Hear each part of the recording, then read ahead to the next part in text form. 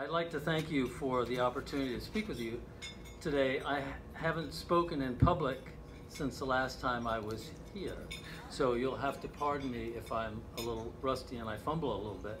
It's quite a valuable exercise for me to go through preparing a talk, because it gives me a chance to go into some ideas a little bit more deeply, and I appreciate that opportunity.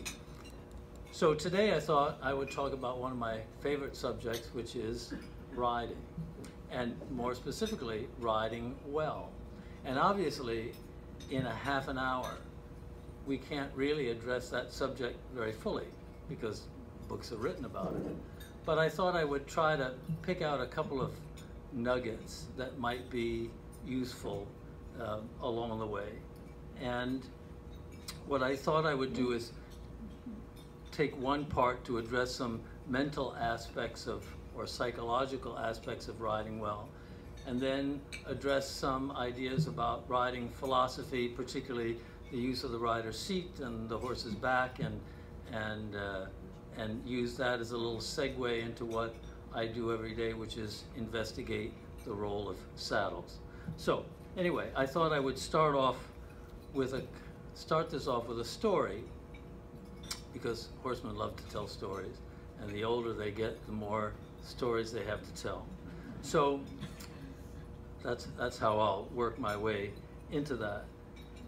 One of the things that I believe is that it doesn't matter if stories are true. What matters really is how we use them to our benefit, to learn, to point us in a direction in which we need to move forward towards, or most importantly, how to aim up. So I'll share a couple of stories with you, and we'll see if we can get some benefit from them. So the first story I'm going to tell is a true story about a story that's not true. So some years ago, a woman stopped by the farm looking for vintage saddles for a movie that she and her husband were making. And the movie was based on C.W. Anderson's book series, Billy and Blaze. Everybody familiar with that? Anybody familiar with the movie? It's coming, I'm told. This happened to be the first book that I checked out of the library in elementary school, and it's also a book that Kelly was very familiar with. But in order to flesh out the screenplay, they had to embellish the story somewhat, adding more characters and subplots. And one of the add-on characters was a character of Billy's grandfather, who was an Olympic gold medalist. In the movie, he works a deal to get Billy a very nice pony, and then teaches him how to ride. And so this gal wanted to know if I would consider playing the part of Billy's grandfather. And I said I wasn't old enough, but in a word, no, because I wanted to play the part of Billy. But that wasn't an option. So anyway, she was undeterred, and she went away and she found Kelly, and they had a little conversation, and Kelly looked at the script, and next thing you know, I was signed up for it. So anyway, it will be a darling movie if it ever gets made, and if you haven't seen the trailer, it's at billyandblazethemovie.com, and I thought if we can pull it up, it might be fun to have a quick look at it, because it really is quite lovely.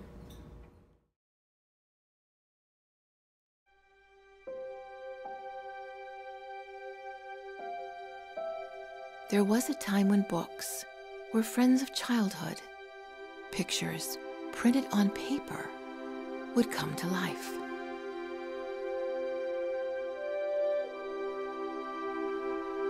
A favorite book would never be forgotten.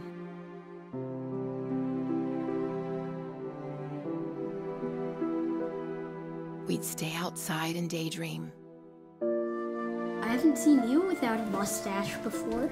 To listen to hooves beat a rhythm you could follow like a song.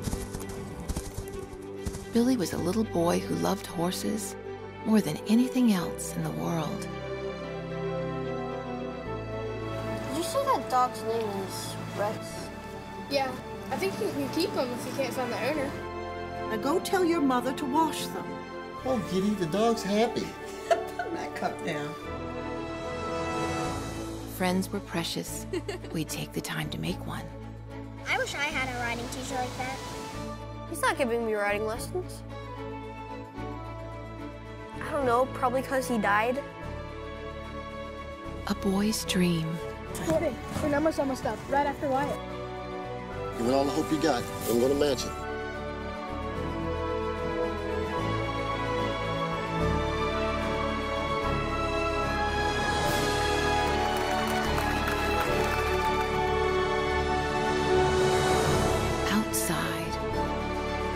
Outside to gather dreams, to last a lifetime.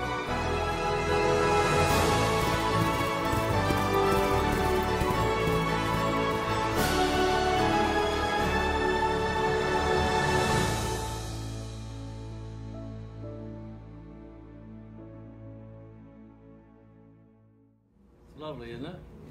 But we really hope that it does get made. It's in post-production, I'm told. Anyway, I so enjoyed working with these lovely children and their ponies, and it brought me back to my own experiences growing up on a horse farm on Long Island. And this is my darling pony, Sunday Surprise. So obviously, Billy and Blaze isn't a true story, but in some ways, it's more than true. It's a collective, an amalgamation of so many of our own stories. It's about our beginnings as riders when we had what I would call a beginner's mind. So here's one idea to explore. What exactly is a beginner's mind, and why would this be important to riding well? With a beginner's mind, we're the most open to learning. We view the world with a certain wonder, an innocence, and curiosity. Our ideas are not formed. We have no preconceptions or emotional baggage. This is exemplified in Billy's character and in his relationship with Blaze. As we gain knowledge and experience, we lose our beginner's mind. It's understandable and indeed normal. But there's a danger here. The danger is that in our knowledge and certainty, our riding can become mechanical, rote, or habitual.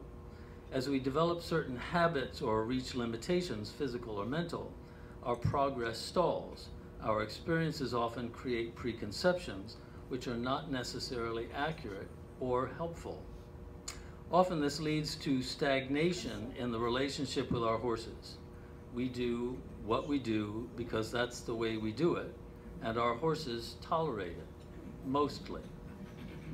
We then turn to activities to keep our interest and theirs rather than being fascinated, absorbed, and engaged in the ongoing exchange. So what do we do? How do we maintain some of our beginner's mind? Here's at least a partial answer. Horses live in the moment. We need to live in this moment with them, moment after moment after moment. This requires us to be ever more attentive. We are a distracted people, always busy, always talking, always doing. Note that Billy is not, nor does he have a cell phone or an iWatch. Riding well really means learning the language of horse. And to learn it well, we need to talk less, be less busy, and listen more carefully, both on the ground and on their backs. So a few years ago, I had a chance to work with Monty Roberts, who at the time was 83 years old.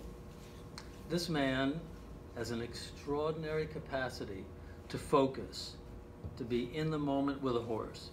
And despite his years of experience and thousands of horses he's worked with, he maintains a beginner's mind, open to learning, curious, full of wonder, but with what one might call a well-tutored intuition. This is a characteristic of all great horsemen I have ever known. This is me 50 years later with my well-tutored intuition. Okay, so on to the next story.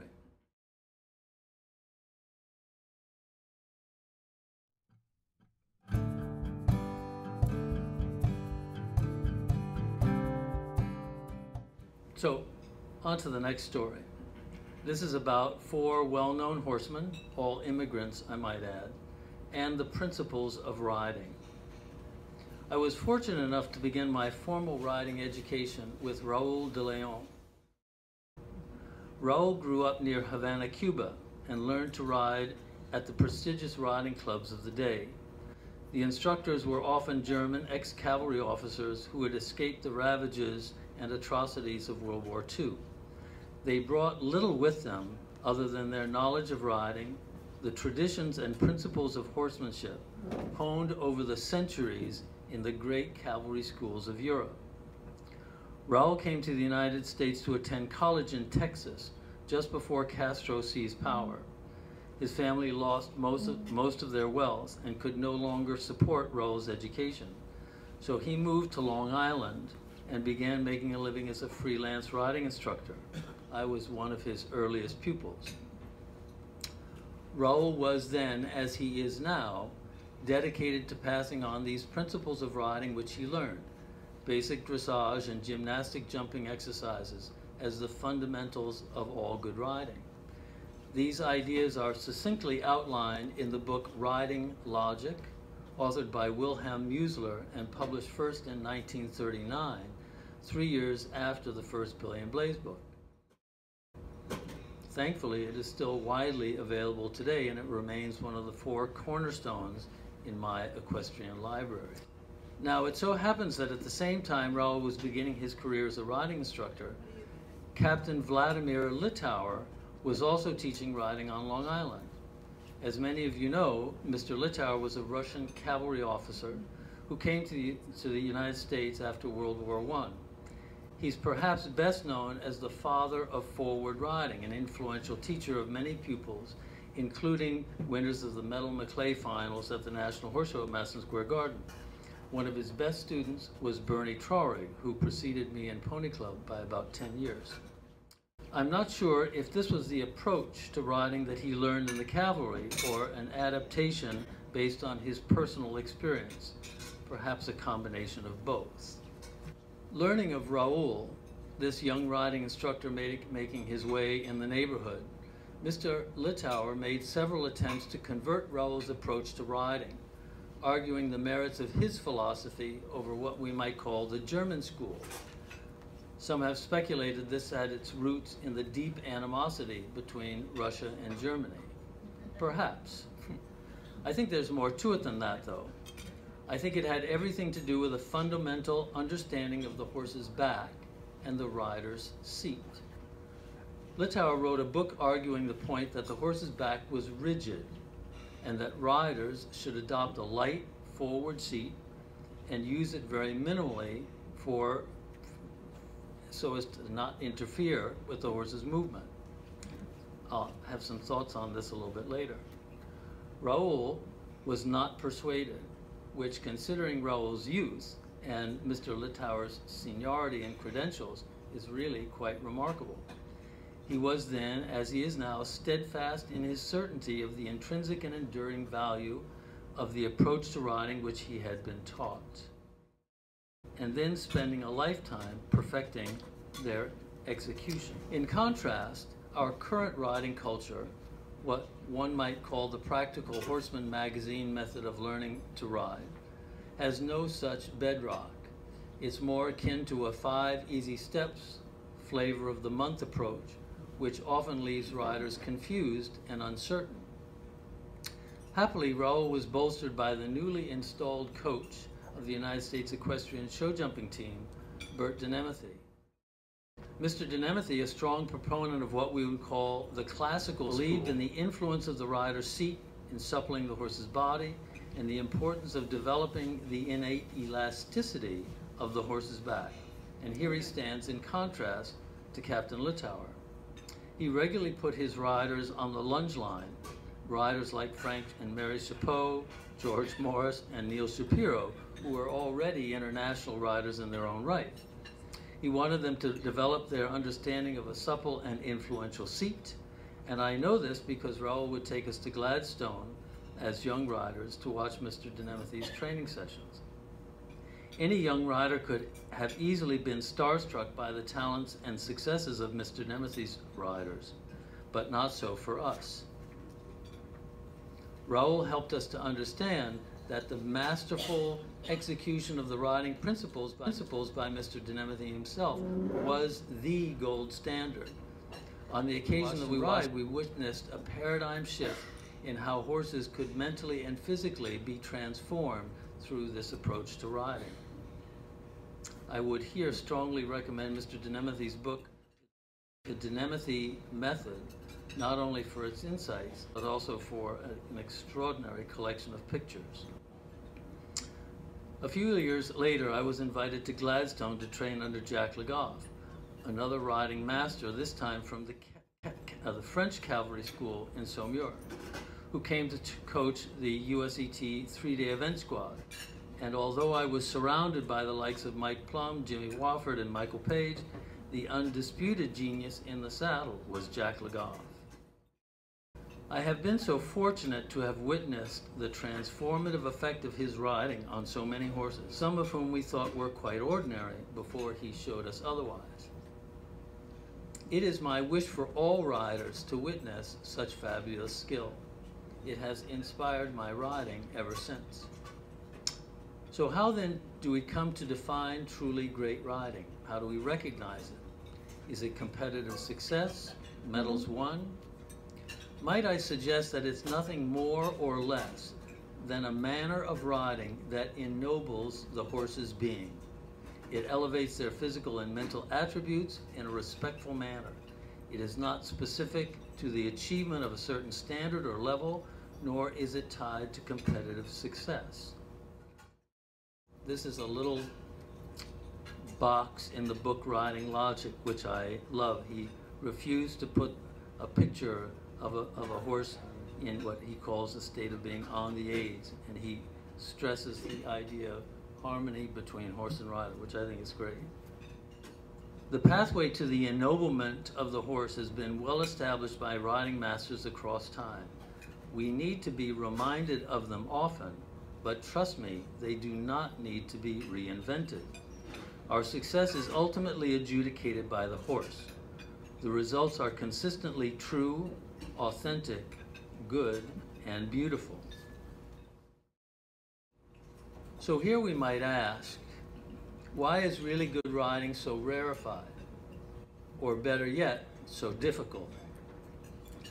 Perhaps more bluntly put by some, why in the name of good riding do many horses and riders look so miserable? Are there obstructions to success that could be and should be removed? For the past 30 years, I've been considering the role the saddle plays in all of this, what it does not, or could do to help in the furtherance of great riding and in the ennoblement of the horse's being.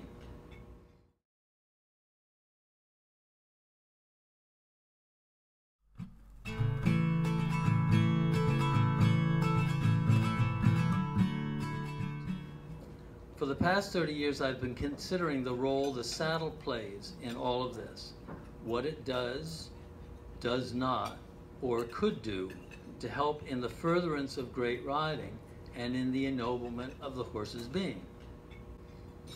Winston Churchill has been credited, rightly or not, with the quip that there's no greater secret than that which lies between a man and his horse. To my mind, that would include, at least in part, the saddle. It certainly corresponds to that location. As this was said some time ago, one question we might ask is this still a secret? And if so, why? Perhaps a follow-up question could be, how much has the answer to this question even been investigated? I would suggest that the role the saddle plays is critical. Let's take a couple of moments and look at a few diagrams. So this is a fairly typical posture of many horses that we see, and I would say that it's certainly not the posture of ennoblement.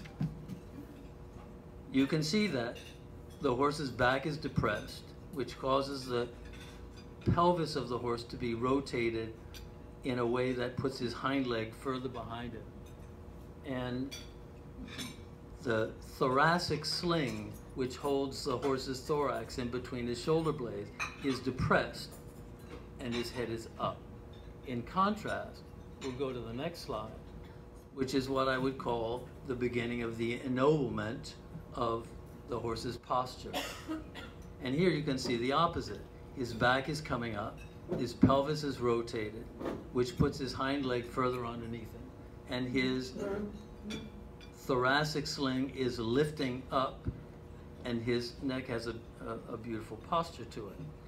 So this is just one example of that posture in motion. If we go to a more collected posture, which is the next slide, you can see that the further development of the horse creates a greater degree of elevation in the horse's thorax, more lowering of the horse's croup, more weight being carried by the horse's hind legs, and obviously it's much more of a high school attitude. And the next slide is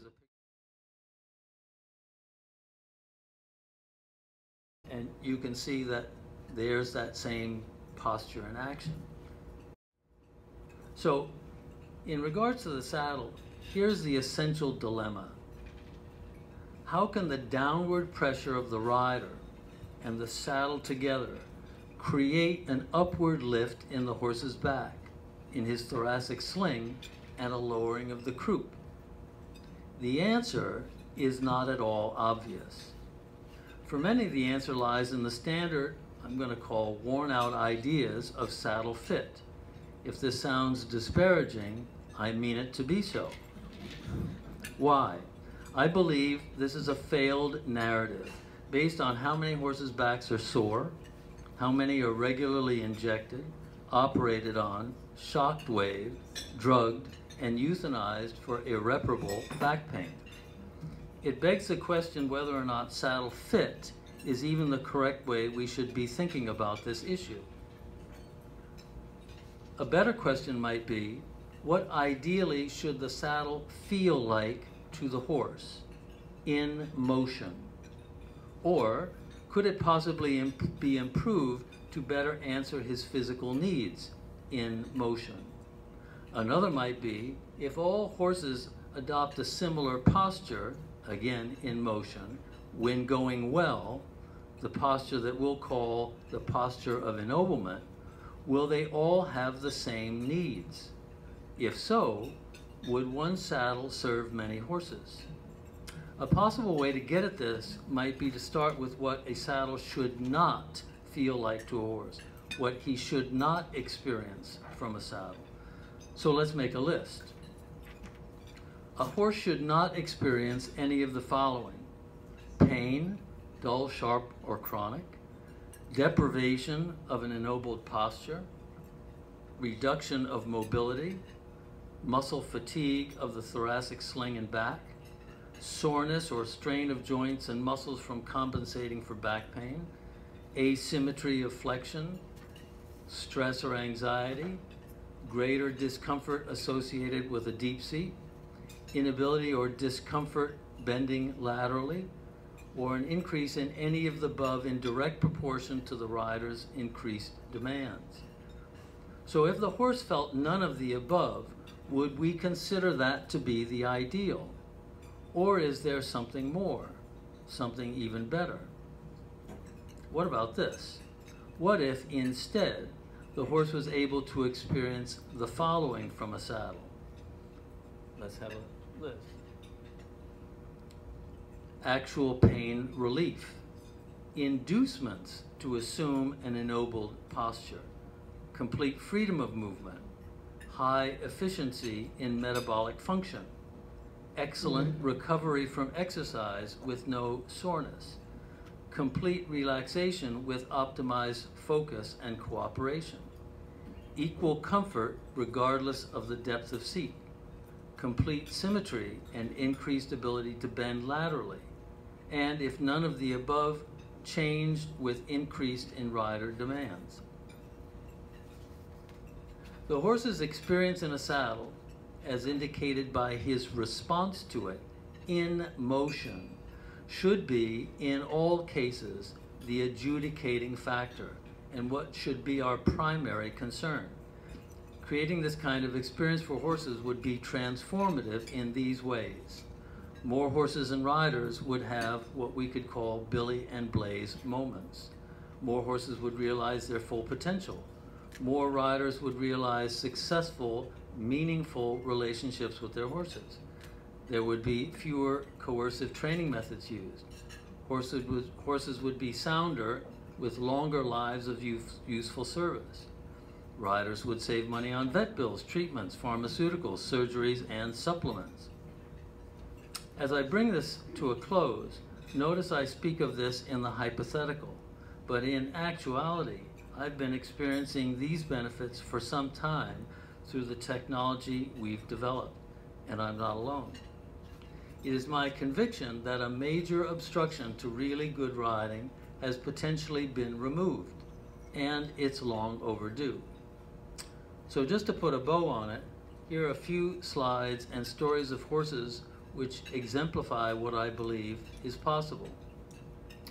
This horse belonged to the late Russell Clark, who many of you know was the master of foxhounds at Myopia Hunt Club. This horse came to Virginia to be retired when he was 16, and at age 21, which he's pictured here, he was a day away from being euthanized when Kelly and I went to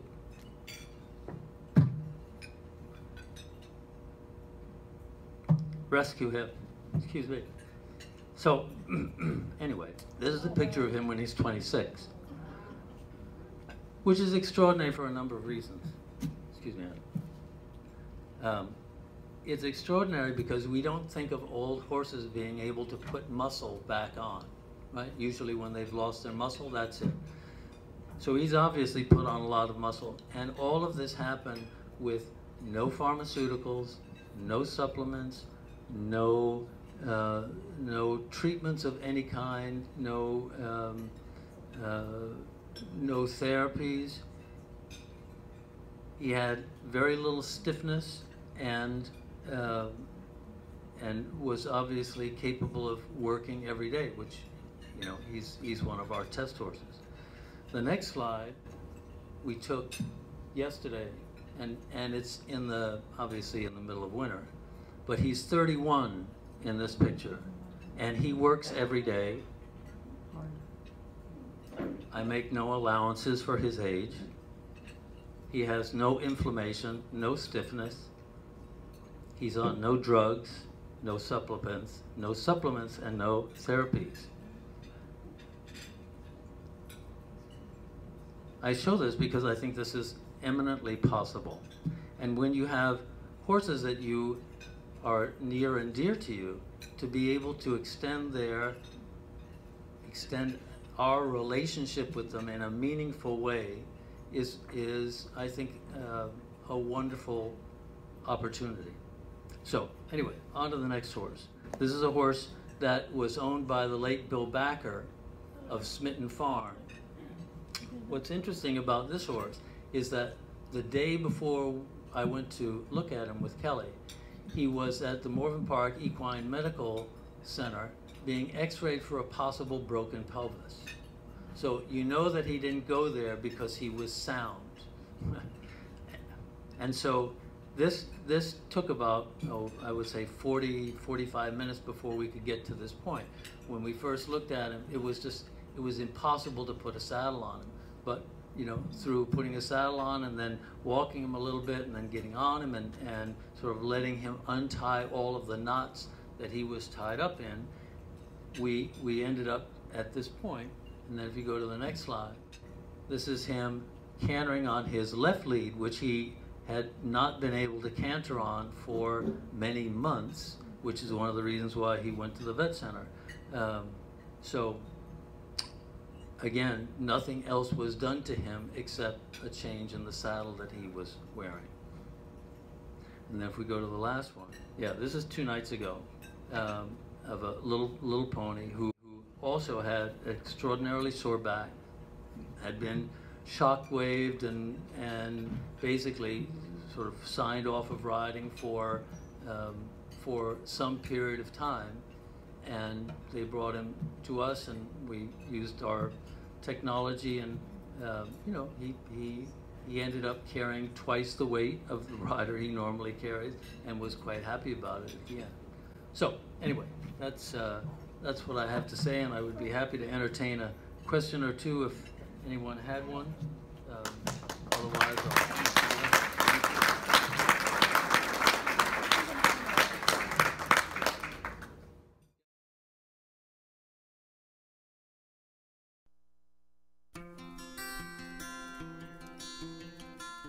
that's what I have to say, and I would be happy to entertain a question or two if anyone had one. Otherwise,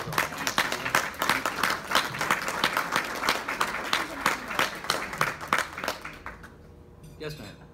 So when these horses come to you and they're in dire pain and they've been used with horrible fitting saddles, louder, please.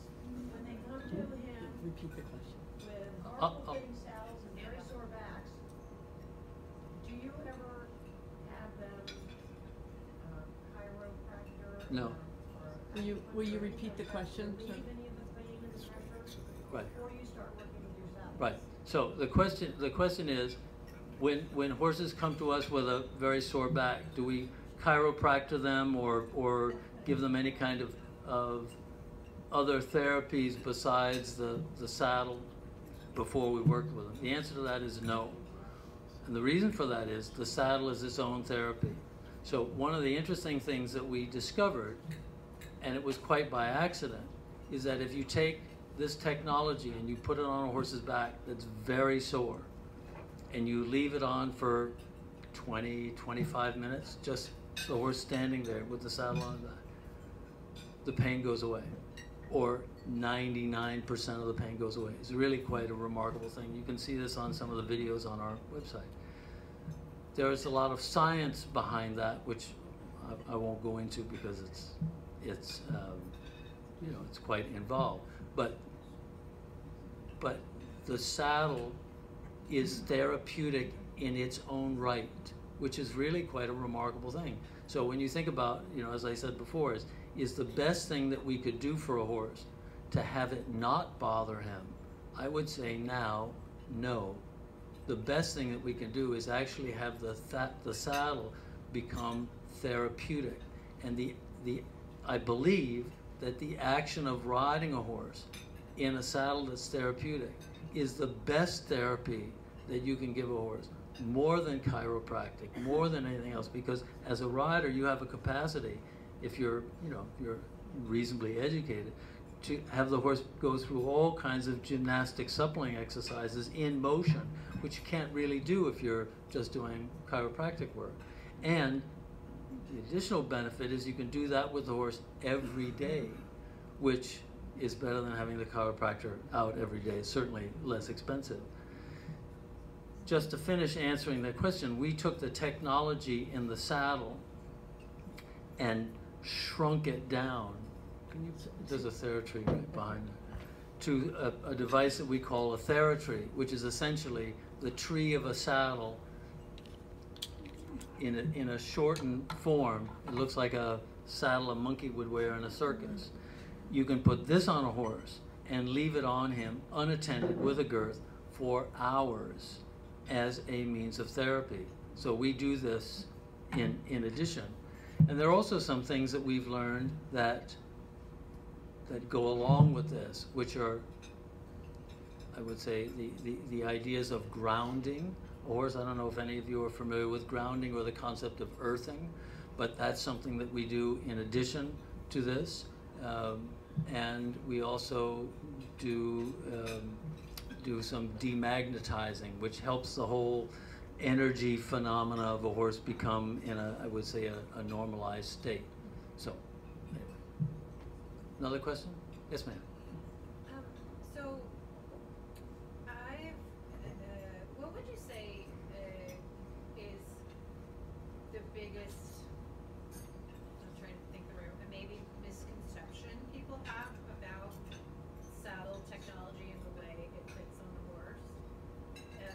in that, like, even just to the point of, like, I have arguments with people that I respect completely about just where they put the saddle on the horse. Right. You know, like, some people want it where I feel like it's like on their shoulder, like it shouldn't be that far forward, and that Right. that sort of thing. Like, do you feel like that there's a point of education that you feel like within being an educated rider is a missed area?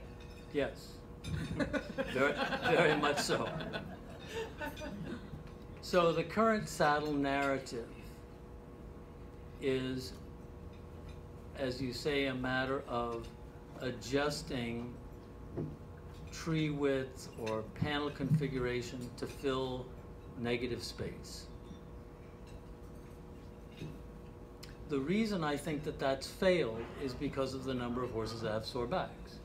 So it's, at this point in time, there are probably more options for tree width and panel configuration than there have been in my lifetime.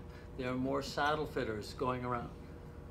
There are more possibilities of customization, shall we say, than ever before. And yet there are still more sore backs than ever before. So there must be room for another narrative, right?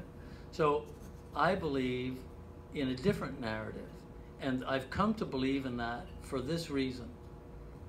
In the course of the past 30 years, doing all of this saddle investigation, we have made more experiments than have ever been made in saddle history. We've made upwards of 4,500 experiments, which equates to an experiment every other day, 7 days a week, 365 days a year for 30 years. It has been a maniacal exercise. But I was determined to accomplish this before it was too late. So we have a group of test horses. Anybody's always welcome to come to the shop and see what we do. It's not a secret, it's not a mystery. Well, we have a group of test horses, and nothing gets done in a saddle unless it passes this group of test horses. They have the gong, and I can be up working up until 2 or 3 o'clock in the morning on an idea, only to put it on a horse at 8 o'clock in the morning and have them within a matter of minutes tell me that it was a bad idea. It's frustrating. There's a lot of up and down. Thankfully, that's leveled out. But here's the most interesting statistic of all. In 4,500 experiments over this group of horses that we have, which is 5 horses, there has never been a divergence in their opinion on an experiment. So again, 4,500 experiments, 5 horses, over 30 years, they have never diverged in their opinion on an experiment. They either all like it or they don't like it, right? Some like it more than others, but it's always the same trend. So what does that tell us about a saddle? What it tells me is that, and this goes back to your question about the narrative, we are designing saddles to fit negative space with a horse that's at a standstill, rather than designing saddles for the posture of ennoblement when they are in motion. And because all horses, when they're going well, look like all horses that are going well, and that's how we know that they're going well, they all must have similar needs, which they do. They all need to come up in their back. They all need to lift through their thoracic sling. They all need to be able to lower their croup. Their needs are more universal than not. So if you, I think, what is that, Field of Dreams? If you build it correctly, they will come to it. And that's what I think we have been on mission to do. Build something that appeals to their intrinsic needs in motion, and if you build it correctly, they will come to it. Here's another way to look at it, just to finish that up. The horses, from an engineering standpoint, the horse is a very complicated engineering system. The rider, similarly, is a very complicated engineering system. we put this thing in between us, this interface, if you will, that's perhaps one of the most rudimentary things you could imagine. And it has continued to be rudimentary. It's just not sophisticated enough to act as a very good interface between these two complicated engineering systems, particularly when they're in dynamic motion. So if you put a rudimentary interface between complicated engineering systems, you are going to degrade the capability on either side. And that's, I think, what the industry has failed to look at. And as riders, we're failing to hold the saddle industry accountable and demanding something better. What they're giving to us as riders is a lot of bling. It's a lot of narrative.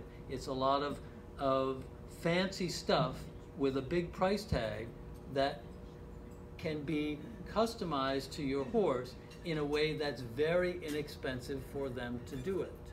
It doesn't really require much investigation. It doesn't require much in the way of research and development.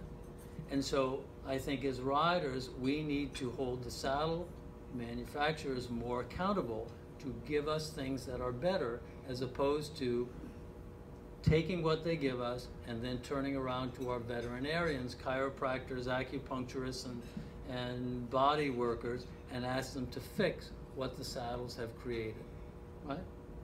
So anyway, I'll get off my soapbox.